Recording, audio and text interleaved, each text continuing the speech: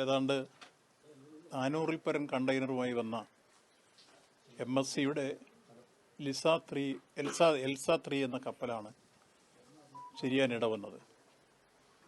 കാരണം എന്താണെന്നുള്ളത് പലതരത്തിൽ സൂചിപ്പിക്കുന്നുണ്ട്. ശക്തമായ കാറ്റുണ്ടായതും തിരമാലകൾ ഉയർന്നതുമാണെന്ന് പറയുന്നുണ്ട്.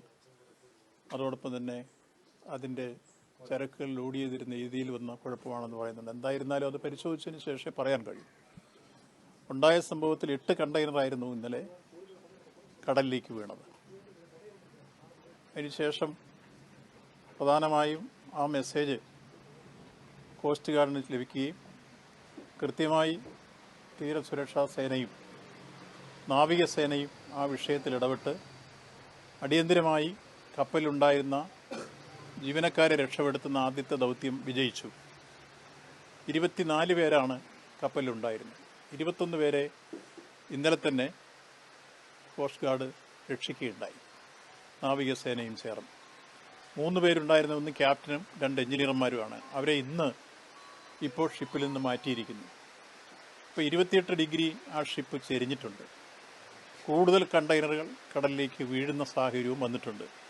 അതുകൊണ്ട് തന്നെ കപ്പലിലുണ്ടായിരുന്ന ക്യാപ്റ്റനെയും എഞ്ചിനീയറെയും മറ്റൊരു കപ്പലിലേക്ക് മാറ്റി. അങ്ങനെ അതിലുണ്ടായിരുന്ന എല്ലാവരും സുരക്ഷിതരായിരിക്കുന്നു എന്നുള്ളതാണ് നമുക്ക് ഏറ്റവും ആശ്വാസകരമായ ഒരു കാര്യം. രണ്ടാമത്തെ കാര്യം, ഇപ്പോൾ കടലിലേക്ക് വീണിട്ടുള്ള കണ്ടെയ്നറുകൾ, ആ കണ്ടെയ്നറുകളെ സംബന്ധിച്ച് പല രൂപത്തിലുള്ള അഭ്യൂഹങ്ങളുണ്ട്. അതിനുള്ളിൽ ഉള്ള ഓയിലുകൾ കടലിൽ വീണാൽ സൾഫർ ഉൾക്കൊള്ളുന്നതാണ്, അപകടങ്ങളുണ്ടാക്കാം.